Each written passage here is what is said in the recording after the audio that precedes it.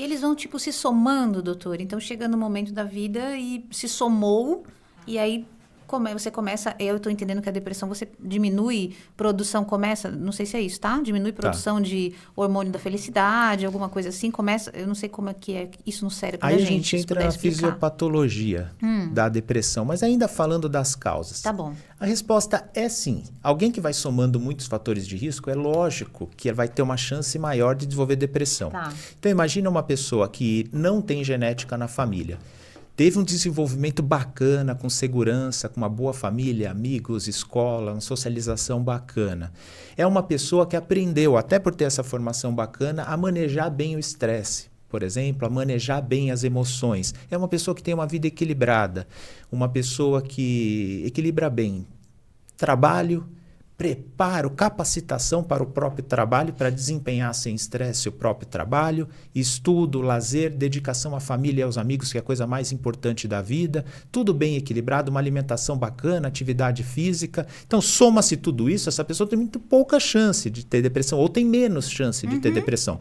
Agora, a gente pode pensar tudo o contrário. Uma pessoa que tem muitos casos de depressão na família, não teve um desenvolvimento bacana na primeira infância, no sentido de apego, de desenvolvimento, de uma personalidade resiliente, de uma personalidade segura, não tem uma vida equilibrada, não tem um manejo emocional adequado, come mal, bebe, não maneja bem as emoções, não tem atividade física, essa pessoa tem uma chance maior. Mas nada dessa conta, ela não é linear. Entendi. Não é aquela matemática exata. Matemática. Não é matemática exata. Então, às vezes, uma pessoa que não tem fatores de risco pode desenvolver depressão, e uma pessoa com todos os fatores de risco pode não desenvolver.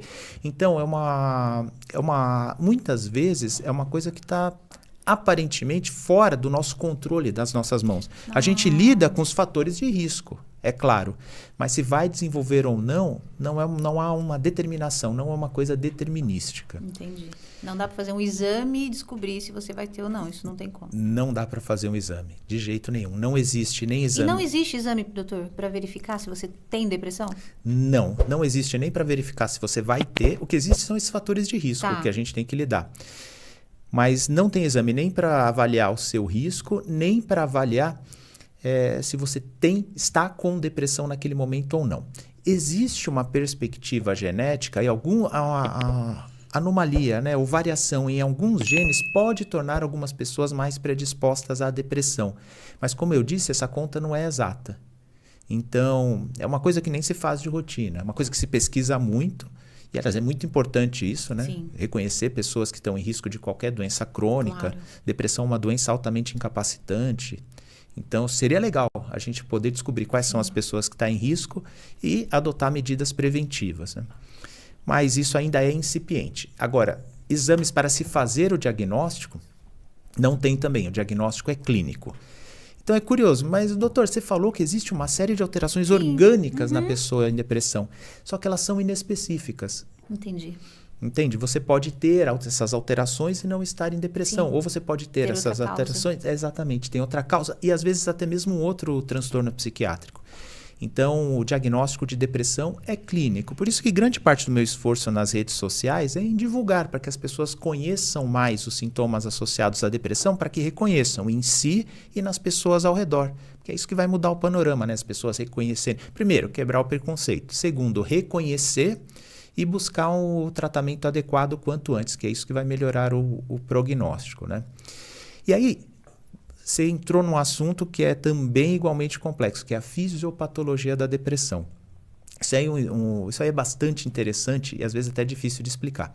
Porque se perguntar para uma pessoa assim, ignorante e turrona, ela vai dizer, depressão é coisa da cabeça, isso aí é falta de lote para carpir, sei lá, vai falar alguma coisa... Falta de Deus. Já é, Nossa, essa de falta de Deus, grandes personalidades da fé já sofreram com depressão. Para pegar um exemplo do nosso país, que todo mundo conhece, o próprio padre Marcelo Rossi sofreu muito com depressão. Verdade. Padre Fábio, e o que eu estou falando é público aqui, sim, não é? Sim, eles mesmos falam. Eles mesmos falam. O Fábio de Mello, o né? Fábio de Mello, no caso, se não me engano, foi transtorno do pânico. Então, isso não tem... E graças a Deus eu vejo cada vez mais clérigos muito esclarecidos com relação a isso. inclusive recomendando, né, que os fiéis Sim. busquem ajuda, né? A minha esposa é bastante católica, ela foi lá na igreja de São Judas uma vez, ela voltou falando, o padre falou que semana que vem vai uma psicóloga lá falar de legal. saúde emocional. Eu falei, Importante é legal isso. Então, vai fazer algum comentário como esse, né? Uma pessoa que é mais ignorante. Uma pessoa que procurou aprender um pouco sobre o assunto, muitas vezes vai falar assim, ouvi dizer que isso é falta de serotonina no cérebro. Isso aí a gente escuta muito. Sim, já escutei. Só que esse conceito também já ficou no tempo. Eu acho até legal que a pessoa tenha, porque daí já está associando... Que falta alguma que coisa. Falta, que tem algo químico, que é químico, exato. Que já está associando, ou a gente dizendo mais bonitinho assim, que tem um substrato fisiopatológico. Eu ia falar isso, que tem um substrato Você fisiopatológico, ia falar. mas... Mas tem lá uma causa no corpo, né? E sabe, curiosamente, essa coisa das causas da melancolia. Desde a Grécia Antiga, lá no primeiro tratado de medicina da medicina ocidental, que é o Corpus Hipocrático, que é um compilado de textos atribuídos a Hipócrates, mas tem vários autores, eles já falavam das causas físicas da depressão. Muito interessante. Eles tinham uma teoria holística de equilíbrio da saúde. Então essa coisa de medicina holística, na verdade, existe desde a Grécia, não é nada novo, né? E eles acreditavam que assim, a nossa saúde vinha do equilíbrio de alguns humores, assim como existia um equilíbrio de algumas substâncias, né, alguns entes da natureza, né? Então havia diversos humores, que eram esses líquidos no nosso corpo, e quando estava em equilíbrio estava tudo ok. E quando que aparecia a melancolia? Quando estava aumentada a chamada bile negra. Então quando a bile negra estava aumentada, isso era um desequilíbrio que causaria a depressão, né? E eles eram tão perspicazes que eles falavam assim, inclusive eu acho que tem aqui umas pessoas que têm um desequilíbrio relativamente estável da bile negra, porque são pessoas mais pessimistas, são pessoas um pouco mais ensimesmadas, um pouco mais com tendência à melancolia, mas meio estável. Então eles já descreviam até a distimia ou a depressão crônica naquela época, né? E eles falavam assim, essas aí têm o mal da bile negra, mas só um pouquinho, né? Tá, por que eu estou falando isso? É lógico que hoje a ciência avançou e quando a gente estuda as alterações fisiopatológicas da depressão, lógico, não tem nada a ver com bile. Mas eu acho muito interessante que há mais de 2000 anos eles já aventavam as causas orgânicas para a depressão. Então, você pensar nesse sentido é genial. É lógico, a ciência aumentou. Hoje isso parece fantasia, né? É um relato histórico só. Então, muitas alterações fisiopatológicas estão atreladas à depressão. E essa questão da falta da serotonina, não só serotonina, mas tem também a noradrenalina, a dopamina, são os três principais associados aí, ou supostamente associados à depressão. Por que que eles ficaram muito famosos? Porque os primeiros remédios descobertos, e foram descobertos, não foram desenvolvidos. Porque quando estava se tratando, testando as primeiras medicações antidepressivas, uma estava sendo testada para tuberculose e outra estava sendo testada contra sintomas psicóticos. Achava-se que era um antipsicótico, né? E aí perceberam os efeitos antidepressivos da substância. Então elas foram praticamente descobertas com muita astúcia, lá nos anos 50. E quando foram pesquisar, vimos que funcionou contra a depressão. Agora a gente tem que pesquisar o que essa medicação faz para melhorar a depressão, né? E aí foram ver que ela atuava no metabolismo desses neurotransmissores, aumentando a disponibilidade de serotonina, noradrenalina e dopamina. Então, aventou-se essa hipótese. Então, deve ser a falta dessas substâncias que causa depressão.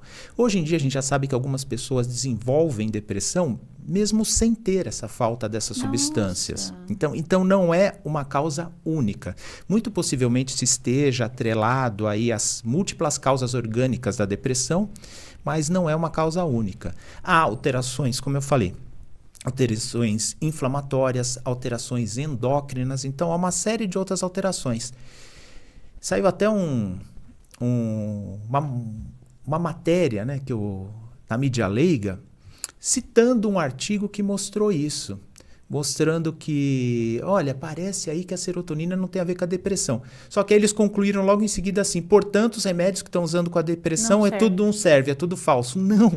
Não, a pessoa que escreve isso não conhece a história. Foi descoberto que os remédios funcionavam antes mesmo de saber que eles agiam nesses neurotransmissores. Então, a verdade é que a fisiopatologia, o que é? Que as alterações orgânicas atreladas à depressão ainda são um grande mistério. Existe muita coisa conhecida, mas a causa específica e a relação entre essas causas ainda não está bem estabelecida. Então, é ainda um campo enorme de estudo. Nossa, que coisa. Mas que fique bem claro aqui, porque para ninguém entender mal, né? Os antidepressivos, desde a década de 50, então já faz mais de 70 anos, eles são comprovados que melhoram a depressão, em alguns casos fazem a pessoa, em alguns casos não, na maioria dos casos fazem a pessoa voltar ao normal.